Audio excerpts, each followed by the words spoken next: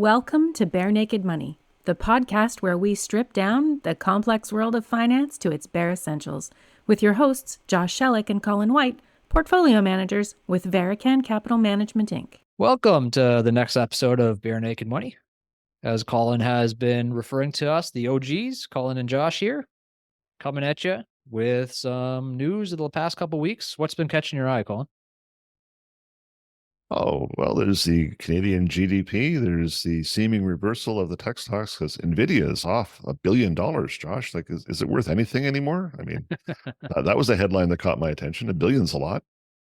Is that $1 billion in like the last minute or $1 billion in the last week? Or I don't know. It was just a big headline. NVIDIA being down $1 billion. That's news, isn't it? Well, when you're a $3 trillion company, $1 billion's kind of like a pimple on your ass, I think. So not too bad. Well, I certainly have run out of fingers, that's sure. Watching the Federal Reserves, both Canada and the U.S., make their comments, believing inflation's under control. Canada's still got some positive GDP numbers. We do seem to have seen a bit of a reversal, or I think as you described it, an inflection point in the markets over the last month. There's all kinds of things that are guaranteeing us a soft landing, right, Josh? Well, it's funny you say that. Well, we did our soft landing podcast a couple weeks ago, so we'll move on from that a little bit. But the inflection point thing, I think, is quite interesting. So we're sitting here recording at the end of July.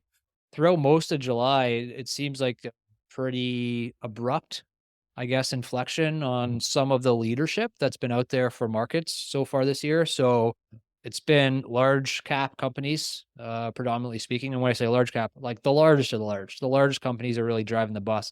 Some of the very tech focused companies have been doing extremely well so far this year. NVIDIA, you mentioned, that's one of them. And anything really related or tangential to AI has been really going great guns this year. And all of that seems to have turned over the past few weeks. I've been hearing a lot more anecdotally about maybe these companies are investing too much. Maybe the boom's not going to be quite as much as we've hoped. And also just seeing the market action. Some of these tech companies have sold off pretty aggressively. It's only a few week trend maybe at most, but it's interesting to observe in the real time anyway. Well, to the fossils who are listening, we may be entering the pets.com phase of the dot-com bubble, where it all just kind of comes crumbling down, because we're starting to see some of the similar commentaries coming out now. Is AI really a bust? Anything with AI has got all this money in it. How do you possibly get this many billions of dollars of investment back out of something? What is the business model here? Who has the business model? Is there a business model? Hey, there was a business model here a minute ago. Kind of the same moment that I think that the internet hit at a certain point after it went through its bubble phase. Now, again, is this that inflection point? I would draw some similarities, but as to how it plays out, or the magnitude of how it plays out. But I really do get a sense that somebody, an adult, entered the room and said, "Where is your business model?" And there haven't been resoundingly positive answers to that question. Yeah. Well, it's another one of those things that we'll probably only know years from now, whether this was a true inflection point or just a pause to higher things, because that's so often how these trending, I'll call it trending investments will go. You'll look at them one day and you'll think, wow, finally that craze is over. And then 2 months from now, will have shot to higher heights. So you never know. This is the really challenging thing with bubbles specifically, is you don't know when that burst is going to happen. And as the saying goes, the market can stay irrational longer than you can stay solvent. Yeah, I think the issue is that you have technology that's absolutely going gangbusters. It's a fascinating story. It's a very compelling story. And money chases stories. Capital chases stories.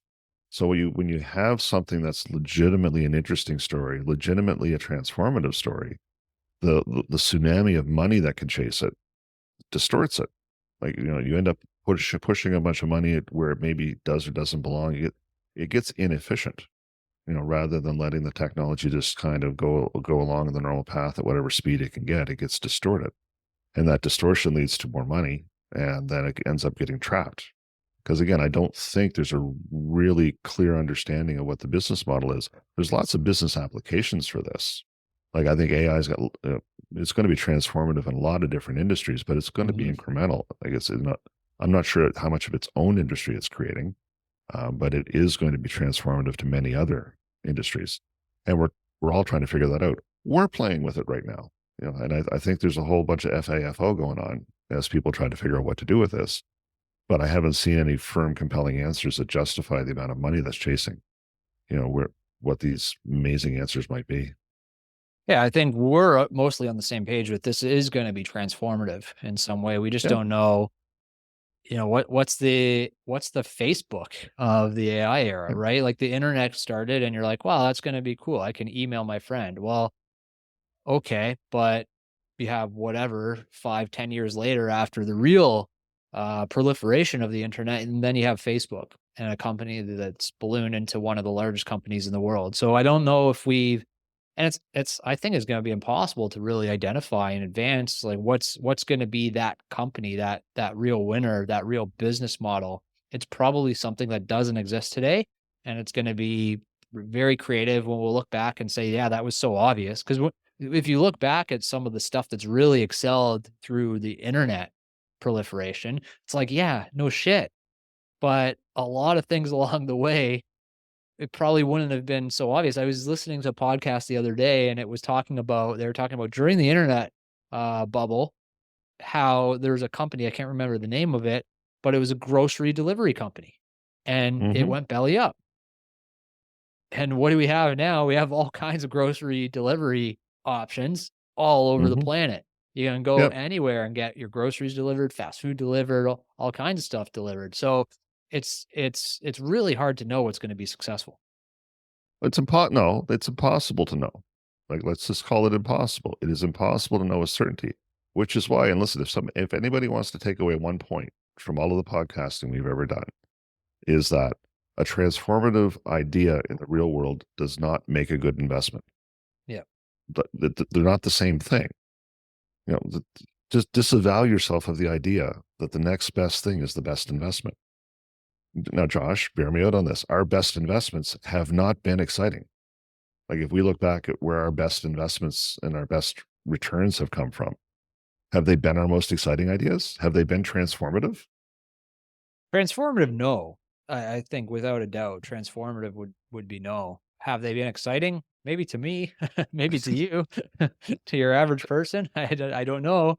Like, I think coming back to some of our most successful stock investments, you think like a rental company, like construction rental equipment. Like that's not, Chicken, yeah, it's chicken not, yeah, farms. chicken was a good one. We invested in a chicken farm. Like we did have one automation company in there that did really well for us, but that was like manufacturing automation. It's not something that would typically be considered sexy for your average person on the street. Like, hey, I can Yeah. automate a conveyor belt for you. Does that sound exciting? Well, not so much. So Yeah. that's our approach to investing and are a little bit more grounded and thoughtful and rational, if I'll call it, Yeah. approach to trying to make money. And we're typically going to stay away from the ideas that are priced transformatively. Like we are going to make this company extremely expensive because it could be transformative. Well, you've kind of squeezed all the juice you can out of that lemon before you even got there.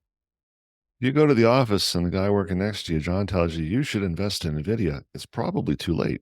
Yeah, Prob that's right. probably all the money's already Yeah. gone into NVIDIA, and you might still make money at it, but it's going to be more by good luck than good management. But again, it's still this thing because these two things go together. People get attracted to a new idea, and if people's attention is there, somebody's going to try to launch an investment product that you know tells them they're going to get rich off of it, and and people are going to go for it. Yeah, because there's that whole appetite and get rich quick. Yeah. Again, the demand far exceeds the supply, but Yep. that doesn't keep people from trying to provide a supply. Yep. So just coming back to our point, there does seem to be somewhat of an inflection right now. The largest companies are starting to underperform. Some of these high flying tech companies starting to underperform. Some of the small cap companies starting to have a little bit of a rally. Some of the things that were a little bit unloved. Interest rates have gradually come down over the past couple months and seems to be given a little bit of support to companies that are a bit more interest rate sensitive as well. Yeah, and again, the GDP number coming out of Canada, again, firmly out of the recession territory. It's still positive, not hugely positive, but it's not showing those kind of signs yet. Now, there are other indicators that are more worrying looking forward. So we might not be out of the woods just yet, but certainly the current numbers being reported are not reporting anything that's too dangerous. I mean, again, the needle we're trying to thread here is to get interest rates down enough so that all these mortgages coming due people can afford, and not have the economy go into recession, and causing job losses and stuff like that. If we can keep the economy gradually growing and bring interest rates down and hit that sweet spot, that's really the best we can hope for. Now, I still think there's pain to be felt, and there's pain being felt in Toronto right now in the condo world. I still think that there's not all the pain has been felt, but from an economic indicator perspective, they're starting to seemingly line up a little bit, notwithstanding the personal trauma being suffered by some very real people in the real world who've either overestimated what's going to happen or just were in the wrong place at the wrong time. It doesn't feel like we've had enough pain in Canada for how much debt we've taken on over the last 20 years, right? That's when you say there might still be pain to be felt. If we got out of this like relatively unscathed, or just feeling the pain that we felt over the past few years, and things kind of continued on with the soft landing, and we landed on a nice pillowy bed somewhere, I don't know. I'm a little bit skeptical. You seem worse. You seem offended. You seem to think that people need to be taught a lesson. Like they need to feel more pain. We fucked up so bad that, I think part of you would like to see us feel more pain. I don't want to say that, because I think people have been struggling with, there's been some real reasons why debt has climbed to the level that it has in Canada specifically, right? Real estate has appreciated at such a high clip over the last 15, 20 years, where I can't really blame people for wanting to buy a house and for stretching to get into that house, especially when interest rates were low. So we can blame people for maybe being a little bit less forward looking than they should have been. But when that house is in front of you and you're saying, I really want to buy a house, all I've seen over the last 15 years is real estate prices go up, and I can buy that house right now. Maybe you sacrifice a little bit or like take that forward looking part of your brain and just like stomp on it and just buy that house. I can't totally blame people for that. So I don't want to say that people should feel pain because they took on debt, because I think a lot of people that made reasonable decisions to take on debt at the time are going to feel pain nonetheless. And that's not right either. So I just don't think we can escape from this debt binge collectively without feeling more than like a pinprick that we've felt so far. Well, no, and again, you're describing the rational middle, which, as I said, some people, just found themselves in circumstances beyond their control, right? But there are people who are riding the ragged edge of glory, who are, flaunting, all rules and all normalcy, and spending 10% more of what they have. And, that crowd does need to get smacked a little bit, I feel, in order to knock them back in line. But you're right. The pain that's going to be suffered is going to affect people who weren't that. Like we've entered a point where those people, unfortunately, are going to have to suffer pain for the greater good. The alternative is that we let inflation continue to run at 9% and we all feel pain, which I don't think is the right outcome. So we're sacrificing the few for the good of the many. Fair point.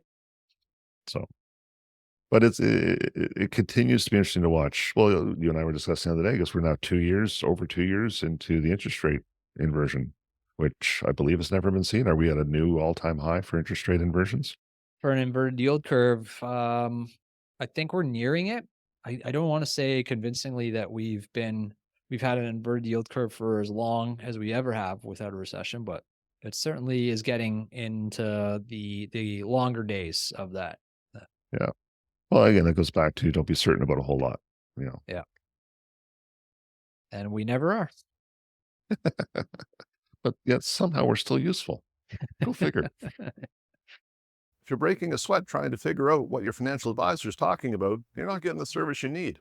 You probably hate trying to get an answer from them, but you also think moving your accounts will be a headache, and it might be. But working with don'trocktheboatwealthplanning.com or .ru isn't exactly stress-free, is it? Call us. We will demystify the world for you.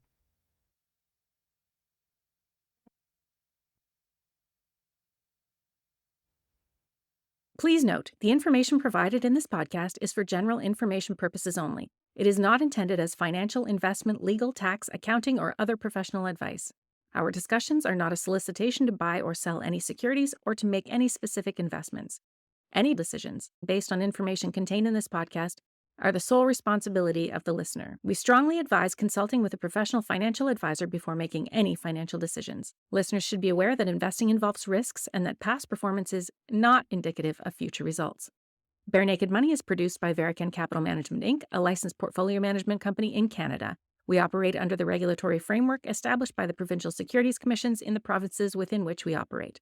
The views expressed in the podcast are our own and do not necessarily reflect the official policy or position of any regulatory authority. Remember, at Barenaked Capital Management, Inc., we focus on aligning our goals with yours, prioritizing integrity and transparency.